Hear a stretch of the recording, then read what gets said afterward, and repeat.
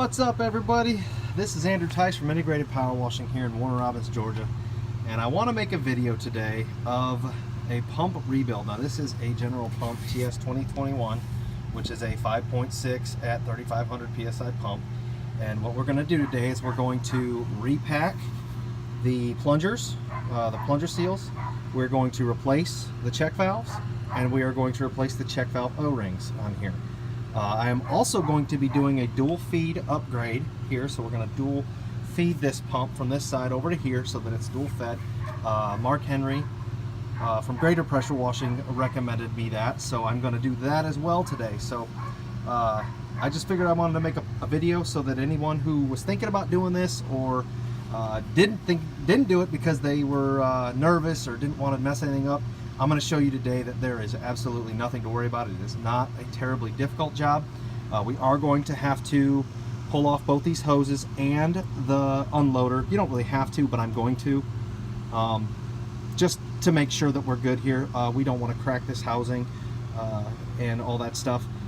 So that's what we're doing. So what you're going to need for the pump rebuild, get that in the sun, is the seal kit. I got this from Russ Johnson at Southside Equipment. He sells all this in one kit, which is the seal kit, all the check valves you're going to need, and the O-rings for, I believe these are O-rings for the check valve caps. For the dual feed upgrade, it's going to depend on whatever you're doing, whatever size you're running. I'm running this 1-inch hose. Again, got it from Russ. I believe this is spa hose, but this stuff is awesome. It's beefy. It lasts a long time.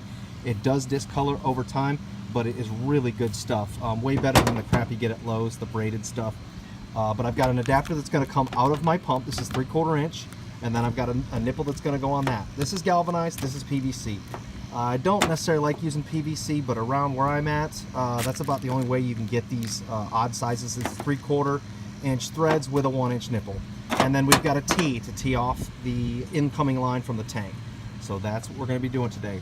You're also going to be needing some oil, some pump oil, because you are actually going to have to drain your pump to do this. It's going to all pour out when you pull the manifold off. So you do want to get this. I got this from Tractor Supply. Really any non-detergent oil. I run 30 because it's really hot here. If you guys up north, you may want to be running 40. You'll have to check your manual for that. And that's what you're going to need for materials. Right, so as we get started here, we're going to drain our oil first. And a little side note here. If you guys don't have these hooked up to drain your oil from your engine and your pump with, install them. They're extremely easy to install. I think the whole parts list cost me like $5 or $6. It's just a brass fitting in here running down, and I have a fitting there attached with a hose bar, or with a hose clamp, and then a cap. This cap here, you can buy all this at Lowe's or Home Depot. Super easy, mess saver, time saver, and it makes it so much better than trying to put some sort of collection bucket in here, and it's just easier. So if you guys don't have those, definitely look into getting those. I got to do it for my front machine. Now this pump rebuild, this is early. This machine has 784.2 hours on it. Believe it or not, that is early. General Pump says between 1,000 and 1,500 hours on their site, and this is early because I was running, before I put this awesome hose from Russ Johnson on here, I was running 3/4 inch hose to it all the way from that tank over there. I know it's kind of a mess here, but this was unexpected today. I had jobs and both canceled, so yay for me. So anyway, always run bigger hose than you have coming out into your pump, and the reason you do that is you want positive flow there, and I learned the hard way that is not right. So this pump started hammering pretty bad, and that's why I'm doing this. Okay, so we're ready to pull our pump off, our pump manifold, or the pump head off. I did go ahead and leave my my unloader on to use as kind of a pull, if you will. Now I'm going to flip the camera upside down here so you can see me do it, but it's going to be kind of tough with my soap tank in the way. A couple things to remember on this. My pump head now, the bolts are out, and you see the gap there. Right now that pump head is being supported by those pistons. There's 3 pistons in there. They are ceramic, so it's important that you do not leave those on there for long or torque it too much when you're pulling it off. So as you watch me do it, just know that that's the correct way of doing it, and you don't want to start cranking up and down and side to side. You want to pull it off as evenly as you can, and with as much force as you need, but just not in any horizontal direction, straight out. So here we go. I hope you can see. So we're gonna come around here. I'm gonna just gonna hear the pump really kind of pulling. So, all right. So there we go. And there they sit, those 3 awesome plungers. That's what makes your pressure. Now, it's important to inspect these plungers because, as I said, they are ceramic and they do crack if overheated or overpressurized or something like that. If your unloader fails on you and it overpressurized your pump, these can crack, but really heat is the biggest enemy of these things. If you do end up needing one of these, you can call Russ. Russ does have them. He sold one to me on my last unit, so I am going to go ahead and use the camera now, and you're going to see me, to look at the bottom side of these. So, all right, so that one's good. That one's good. And that one's good. Now, it can be hard to see the cracks in these things, so I am going to use a rag. I'm going to wipe them off and inspect them, and then we'll get to the manifold and the seals. So here's the pump head in the inside, and what you've got is you've got really one major part. These O-rings that I thought were the check valve cap covers. These are the O-rings that go on the what they call the valve retainer, the gasket retainers or the seal retainers. That's these. These can be really difficult to pull off. What you want to do is get a pair of pliers and just lightly grab a hold of one of these, just real lightly, twist it a little bit, and then just rock it back and forth till it pops out. Set it down. What I like to do is I like to keep everything in its original configuration. So this is going to go there, there, and there, okay? And then from there, you have your internal packing retainer, and that's going to come out, and then your seals. The most important part of this job is getting everything back the way it was.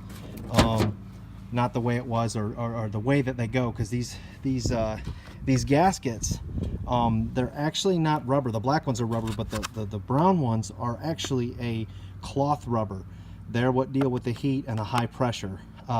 You want to make sure you put those in the right direction, and we'll get there in a minute. Okay, next is the internal packing retainer, which is this thing right here. And as you see, you've got your brass, piece, you've got your black seal, then you've got your brown rubber seal, and then you've got this little retainer here. This is so very important because the kit doesn't come with this. The only thing the kit comes with is these, the black of the brown. Okay, that's all it comes with. So you got to make sure you put those in correctly. All right, so they go like that. That goes in, and then the outer retainer goes in. If for some reason you lose one of these parts, though, you can call Russ or you can get a hold of General Pump. They can get you these parts. To get this out is a little bit more difficult. What I like to do is stick my thumb in there and twist it and loosen it up, and then it should just pop out. This one's not. The other two did pop right out, but this one here is not popping out. So but like I said, you got to work it a little bit from different angles, and eventually it'll come out, and when they do, you'll be left with this.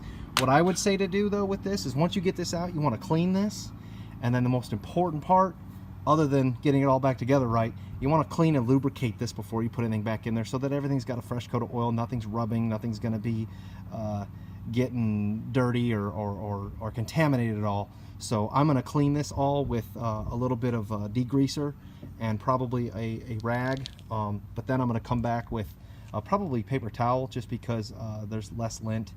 If you have a lint-free cloth, that's a good thing. Everything out, and you get it disassembled and set over here in order. What you're going to do is you're going to pry out this seal here.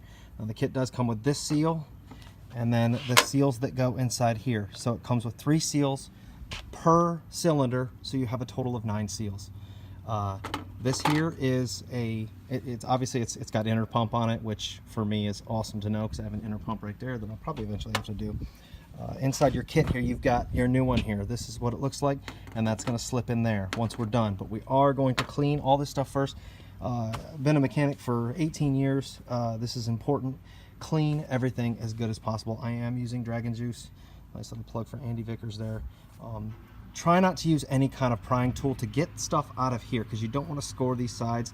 Now this is a nickel head, but some heads are brass, which is a little bit softer than nickel. I believe, I'm pretty sure, correct me if I'm wrong there. But yeah, so you don't want to be using a big pry tool like this to pry these out and score the side of this. You do want to use your finger, just your finger, to pull those out. They will pull out. Sometimes they can be a little bit of a bear. This number one or number one or number three, whichever, this end one was a little bit of a pain in the butt. So, and then to pull this out, this one is a little rough. I use dental picks. I get these at Harbor Freight. They're really cheap and they're awesome. Just stick it in there. You can stab it in there and then pry it up, and it comes right out. But as you see, the cavity in here is a little bit dirty, so we're going to clean all this stuff up, and then when we go to put stuff back together, I'll show you a couple of them. Okay, I have this number one completely rebuilt and in order. Now what you're going to do now is take a look at one of your old ones. You see you have a retaining ring there. This plastic retaining ring, that goes in first. Okay, so we're going to put that in there first. All right, now I'm going to tell you this.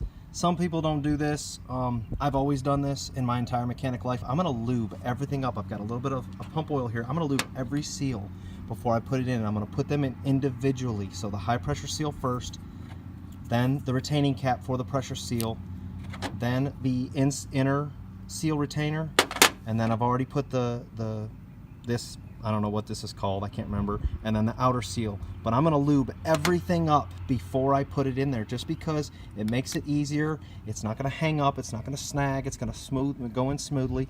Now obviously once you start your pressure washer up for the first time, you're going to have a little bit of oil in there, so make sure you drain that in a responsible manner. I'm not going to go any further than that. So, but don't be throwing it on people's house, because it will be there.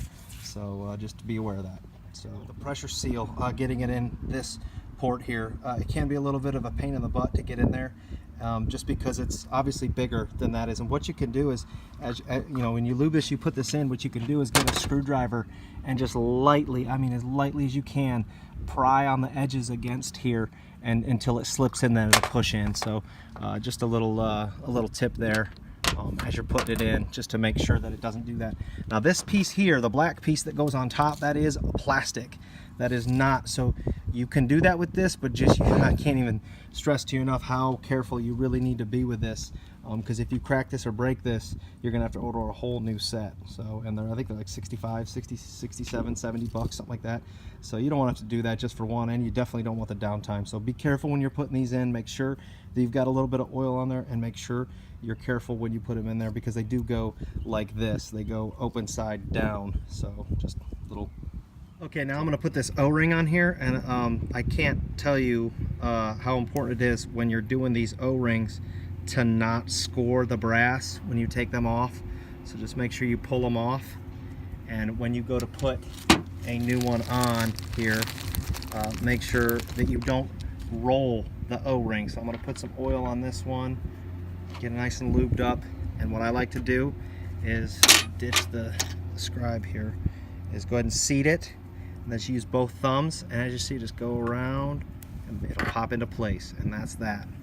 And then you're ready to put that back on. Now, but first we've got to replace this outer retaining seal and clean this up on the inside. So okay, got the second one in. It's all good. The only thing I'm running into with this is on these inner seal retainers, there's two holes, as you'll see right there, and on the other side. I looked everywhere and I can't figure out, I can't see either, really sunny today, there's the hole. I can't figure out where these are supposed to be oriented, if they're supposed to be oriented 90 from this drain hole or with it. I'm not sure, so I'm putting them with it. If anybody wants to comment on that, I hope I'm not doing wrong there. But I think that'll be fine. I'm not sure. I'm not actually sure which way these go or how they orient. There's nothing on the inside of the pump manifold that suggests where they go. So if you've got an idea or know, just let me know.